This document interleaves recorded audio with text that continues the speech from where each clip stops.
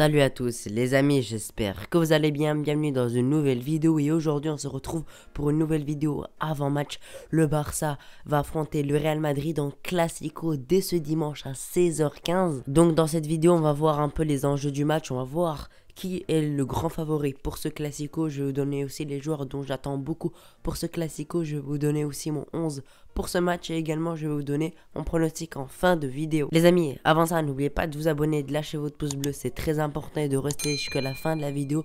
Merci à vous. Maintenant, perdons pas plus de temps, c'est parti.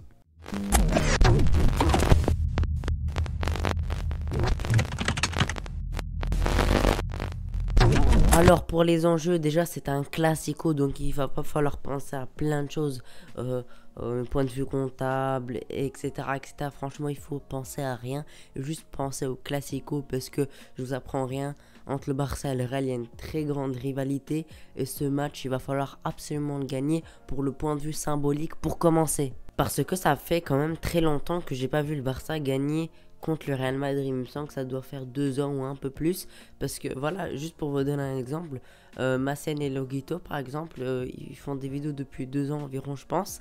Et ils n'ont jamais fait un débrief sur le Classico où le Barça a gagné pour vous dire. Donc ça fait vraiment longtemps, on se retrouve avec un Classico sans Messi, sans Sergio Ramos, sans Cristiano Ronaldo. Donc voilà, c'est un Classico un peu nouveau, mais par contre on a Vinicius et Fati, c'est un peu le futur, ça représente le futur des deux clubs. Fati qui est l'un des meilleurs joueurs du Real Madrid, pour moi c'est le deuxième meilleur joueur du Real Madrid, derrière Benzema qui est stratosphérique depuis quelques années, depuis le départ de Cristiano Ronaldo. Et Vinicius, franchement, il va falloir faire attention à lui, il va être sur notre côté droit.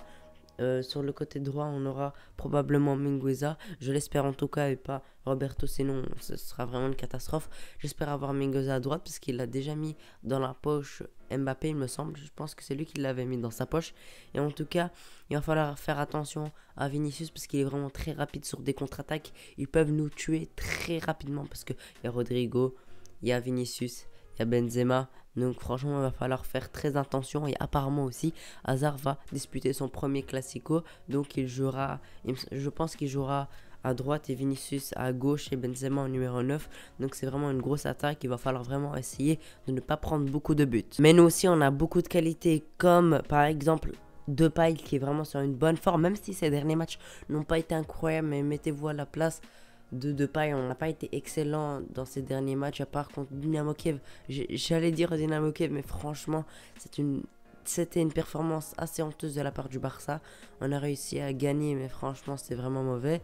Et par contre le match avant le Dynamo Kiev, franchement c'était un très beau match contre Valence où on a gagné, il me semble. J'ai complètement oublié les résultats, mais en tout cas je me rappelle, c'était vraiment un grand match. Il me semble qu'on a gagné 3-1 avec un but de Coutinho qui a pu le remettre en confiance, un but de Depay encore une fois sur penalty et encore un but de Ansu Fati qui a permis d'égaliser. Donc moi je compte beaucoup sur Ansu Fati parce que franchement je pense qu'il pourrait vraiment nous débloquer la situation.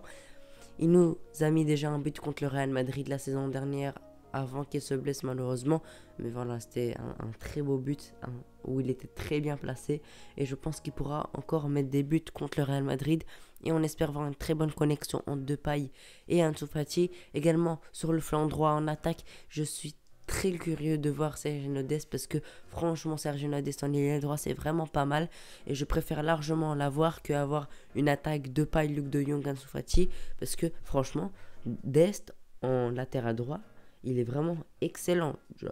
J'en suis assez étonné.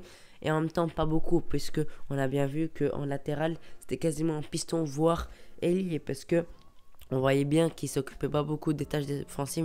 Même s'il revenait. Mais en tout cas, on voyait qu'il était beaucoup plus fort en attaque que en défense. Malheureusement, Jordi Alba ne sera pas là à gauche. Donc il va falloir compter sur Alejandro Balde qui a fait un très bon match avant de se blesser malheureusement. Mais maintenant il est de retour, je pense que c'est le moment de le lancer. Même si c'est en classico, même si c'est dans un grand match, franchement on n'a pas trop le choix et je pense qu'il pourra faire une bonne performance. Sinon les amis, on a 2 points de retard sur le Real Madrid. Si on gagne, on pourra avoir un point d'avance provisoirement. Je sais pas si on le dit comme ça, mais vous avez compris.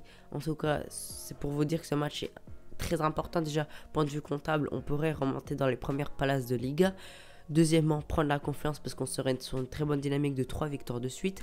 Gagner un Classico, c'est vraiment très bon pour le mental et ça fait vraiment longtemps qu'on n'a pas gagné un Classico, donc ce serait vraiment une bonne chose qu'on réussisse à gagner. Mais les amis, ça va se jouer surtout sur le mental parce qu'on a vu que le Real Madrid nous a battus alors qu'ils n'étaient pas si forts que ça. C'est surtout leur mental parce qu'ils ont vraiment un mental d'acier. Je me rappelle de la victoire la saison dernière en début de saison où ils ont gagné totalement, où c'était pas mérité, en fait c'est juste pas mérité, un penalty inexistant. Mais après on a vu que le Barça commençait à lâcher, puis on s'est pris un troisième but en fin de match. Donc c'est pour vous dire qu'il va pas falloir lâcher, faire une grosse entame de match, leur mettre beaucoup de la pression, essayer d'ouvrir le score. Et j'ai envie de dire, peu importe la façon qu'on gagne, parce que c'est un classico, si on prend les 3 points et qu'on gagne ce classico, on pourra vraiment partir sur une bonne pente. On permettra au Real Madrid de ne pas avancer en termes de points et qu'ils perdent la confiance et qu'ils soient dans une mauvaise pente. Donc si on gagne, il y aura que du positif. On espère qu'il alignera une bonne charnière centrale. J'ai très peur de voir un Piqué, même s'il a marqué contre le Dynamo Kiev. Je suis assez douteux par rapport à lui, mais j'espère que Piqué ne sera pas là. Moi, je verrai une autre charnière centrale que je vous dirai plus tard. Au milieu aussi, il faut que ça soit costaud, que ça essaie de garder le ballon, même si en face, on a un très bon milieu.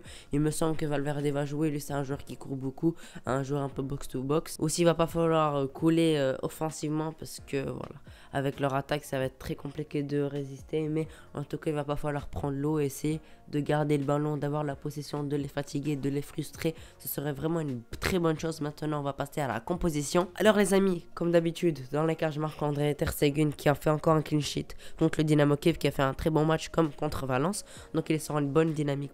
Donc pourquoi pas continuer, et on espère qu'il sera là parce que souvent dans les grands matchs, je le trouve pas très incroyable comme le reste de l'équipe. En charnière centrale, je vous ai dit que j'allais vous la dire. Alors moi, je vois une charnière Eric Garcia, Clément Lenglet. J'ai envie de vous dire, on n'a pas le choix parce que Araujo n'est pas là. C'est vraiment triste qu'il n'est pas là parce qu'il est indispensable à l'équipe d'habitude. Mais en tout cas, on va faire avec. Eric Garcia, Lenglet, pour moi, ça peut être une charnière assez solide parce que surtout que Lenglet, je trouve qu'il revient bien. La saison dernière aussi, fin de saison, il était assez bon. Donc je compte beaucoup sur lui. Et Eric Garcia aussi a fait un match très propre contre Valence. Donc je compte beaucoup sur cette charnière centrale. En latéral droit, Mingueza, voilà, parce qu'on n'a pas trop de choix. Surtout que voilà, il est assez bon en latéral droit. J'aurais pas mis Dest parce que Dest, comme vous l'avez compris, je vais le mettre en attaque. Pas de Sergio Roberto au milieu, ni en latéral droit, ni en latéral gauche aussi. À gauche, Alejandro Balde. J'espère que Coman va oser le mettre titulaire. On a vu qu'il l'avait mis titulaire, donc je vois pas pourquoi il le remettrait pas. C'est vrai que c'est un classico, mais bon, on n'a pas trop le choix. Au milieu, Frenkie de Jong, Busquets et Gavi. Voilà, Busquets en numéro 6. On espère qu'il réussira à le garder le ballon parce que Busquets sans le ballon, quand le Barça n'a pas le ballon, il est vraiment mauvais. Donc voilà, on a bien vu contre l'Espagne, avec l'Espagne plutôt, quand l'Espagne tournait bien, on a bien vu qu'il était vraiment excellent. Il a même été nommé meilleur joueur de la compétition. Pour Frenkie de Jong, je compte sur lui pour faire un très bon classico parce que j'en attends plus de lui. Parce que voilà, Frenkie de Jong, on l'a acheté pour ce genre de match, donc on espère qu'il fera une bonne performance et pourquoi pas buteur. Gavi, encore une fois titularisé, franchement très grand crack. J'espère qu'il ne cédera pas à la pression, je pense qu'il tiendra le coup et j'espère qu'il fera une bonne performance comme ses autres matchs, même contre le Dynamo Kiev. Je trouve qu'il a été assez moyen, mais bon, c'est un joueur de 18 ans, il ne peut pas faire que de bonnes performances. En attaque, Memphis Depay, Ansu Fati et Sergio Dest.